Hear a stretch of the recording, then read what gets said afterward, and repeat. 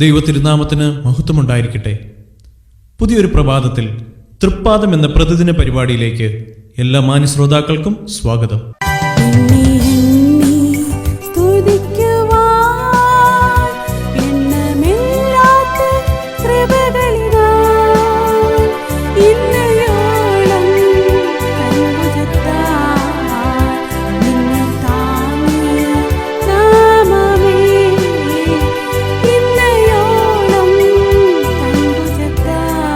ആസ്പദമാക്കി ദൈവവചനത്തിൽ നിന്നും സംസാരിക്കുന്നത് സഹോദരൻ ജോൺ പി തോമസും സഹോദരൻ ജോൺ സെബാസ്റ്റ്യനും. വെളിപാട് രാജാവായി 1000 ആണ്ട് വാഴാൻ പോവുകയാണ്. 1000 ആണ്ട് കഴിയോളം ജാതികളെ വഞ്ചിക്കാതിരിപ്പാൻ അവനെ അഗാധത്തിൽ തള്ളിയിട്ടു അടച്ചുപൂട്ടുകയും മീതെ മുദ്രയിടുകയും ചെയ്തു. എന്തിനാ അവനെ പൂട്ടുന്നതെന്ന് നോക്കിയേ.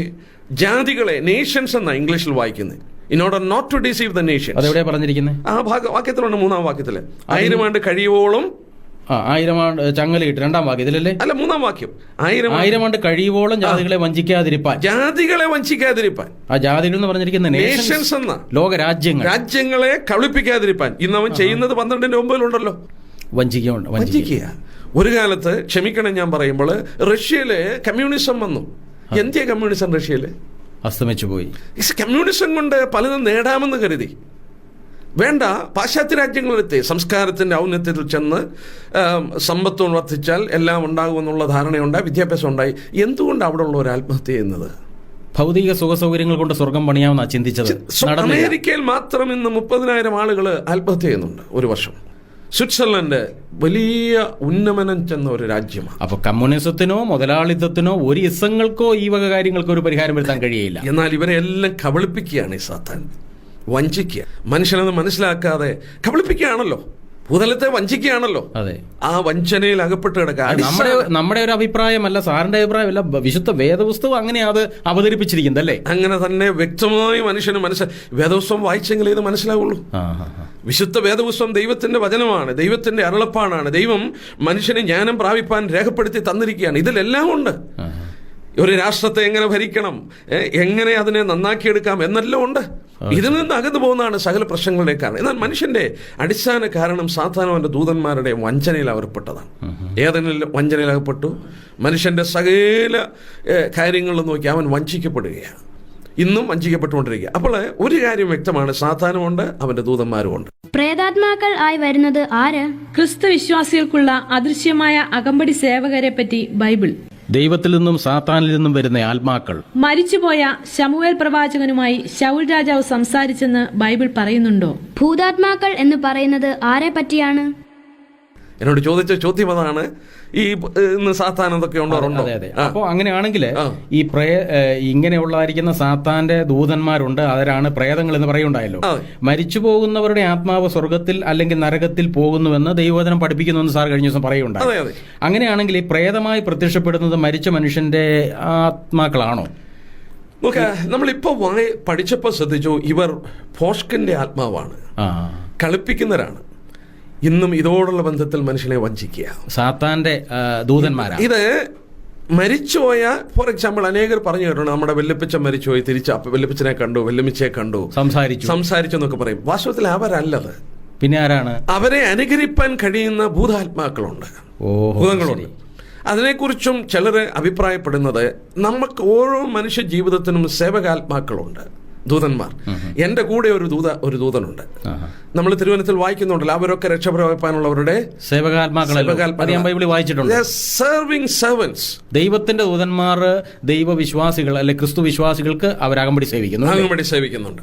അപ്പോൾ ഈ ദൂതന്മാർ നമ്മോട് കൂടെ നടക്കുന്നത് ഈ ദുഷ്ടാത്മാക്കളിൽ നിന്ന് നമ്മളെ സൂക്ഷിക്കാൻ കൂടെയാണ്.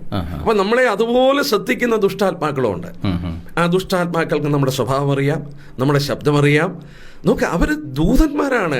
അവരുടെ വെളിച്ചമേ ദൈവം എടുത്തു കളഞ്ഞിട്ടുള്ളൂ, അവരുടെ കഴിവുകൾ എടുത്തെന്നോ. ഒരിക്കലും അവര് ദൈവസന്നിധിയിൽ ദൂതന്മാരായിട്ട് സേവിച്ചുകൊണ്ടിരുന്നവരാണ്. അവരെ കുറിച്ച് വായിക്കുന്നത് യെശയ്യാപ്രവചനത്തിൽ, എസെക്കിയേലൊക്കെ വായിക്കുന്നത് ദൈവത്തിന്റെ അനോയിന്റഡ് കെറൂബായിരുന്നെന്ന്. അഭിഷിക്തന്മാരായിരുന്നു. ദൈവത്തിന്റെ സിംഹാസനത്തിന്റെ കാവൽ മാലാഖമാരായിരുന്നു. അവര് ദൈവത്തോട് അടുത്ത് നിന്നവരായിരുന്നു. നീ ജ്ഞാനസമ്പൂർണനായിരുന്നു, അങ്ങനെയല്ലേ വായിക്കുന്നത്? ജ്ഞാനസമ്പൂർണൻ. അവന്റെ ജ്ഞാനം എടുത്ത് കളഞ്ഞ ദൈവം പറഞ്ഞു, പറഞ്ഞിട്ടില്ലേ? പറഞ്ഞില്ല. എന്നാൽ അവന്റെ ജ്ഞാനം ദുഷ്ടതയ്ക്ക് വേണ്ടി അവൻ ഉപയോഗിക്കുക, ദൈവത്തിന് വിരോധമായി. അപ്പോൾ അവന് ജ്ഞാനത്തിൽ അവന് വഞ്ചിക്കാൻ മനുഷ്യനെ സാധിക്കും. ഇപ്പോൾ മനുഷ്യനിപ്പം വിശ്വസിക്കുന്നല്ലോ, എൻ്റെ ഇന്നാള് മരിച്ചുപോയി, ആളോട് ഞാൻ സംസാരിച്ചു, അത് വഞ്ചനയാണ്. ആ ആളല്ല, ഇവൻ വഞ്ചിക്കുന്ന ആത്മാവായതുകൊണ്ട് അവരെ കബളിപ്പിക്കുകയാണ്. അവരുടെ രൂപത്തിലും അവരുടെ സ്വരത്തിലും അവരോട് സംസാരിച്ച്, അങ്ങനെ സംസാരിച്ചു കഴിഞ്ഞാൽ പിന്നെ ഇവർ പറയത്തില്ലേ എൻ്റെ അനുഭവമാണ്, ഞാനിത് കണ്ടിട്ടുണ്ട് കേട്ടിട്ടുണ്ടെന്ന്. സാർ ഇത് പറഞ്ഞപ്പോഴാണ് ഞാൻ ബൈബിളിൽ ഏതോ സമയത്ത് വായിച്ചിട്ടുണ്ട്, ഈ സാത്താന് വെളിച്ചദൂതന്റെ വേഷം ധരിക്കുന്നോ മറ്റോ അല്ലേ? വെളിച്ചദൂതന്റെ വേഷത്തിൽ വരും, വളരെ വ്യക്തമായിട്ട് ദൈവവചനത്തിൽ. അത് എവിടെയാ സാർ ഇത് പറഞ്ഞിരിക്കുന്നത്? 2 കൊരിന്ത്യർ 11-ാം അധ്യായത്തിന്റെ 14-ാമത്തെ വാക്യം. 2 കൊരിന്ത്യർ 11-ന്റെ 14-ാം വാക്യം. സാത്താന്റെ ഉദ്യോഗങ്ങളിൽ പല കാര്യങ്ങളിൽ ഒരു വളരെ രസകരമായ ഒരു പരാമർശനമാണ് അവിടെ പറഞ്ഞിരിക്കുന്നത്. ഞാൻ ആ ഭാഗം ഒന്ന് നോക്കിക്കോട്ടെ. 2 കൊരിന്ത്യർ 11-ന്റെ 14-ാം വാക്യം. 11-ന്റെ 14-ാമത്തെ വാക്യം. അതിന്റെ 14 സാത്താൻ താനും വെളിച്ചദൂതന്റെ വേഷം ധരിക്കുന്നുവല്ലോ. ശരിയാ. അതെന്താ ഈ വെളിച്ചദൂതന്റെ വേഷം ധരിക്കാന്ന് പറഞ്ഞ? ദൂതന്മാരെന്ന് പറയുമ്പോൾ ദൂത് അറിയിക്കുന്നവരെന്നും ഉണ്ട് ആശയം. വെളിപാട് പുസ്തകത്തിലെ 7 സഭയ്ക്കുള്ള ദൂതൻ എഴുതുക, ദൂത് അറിയിക്കുന്ന ദൂതന്മാരാണ് ദൂതന്മാർ. അങ്ങനെ മറ്റു വാക്യങ്ങളും ഉണ്ട്. അവർ സഭയുടെ ദൂതന്മാരാണ്, ദൂതറിയിക്കുന്നവരാണ്.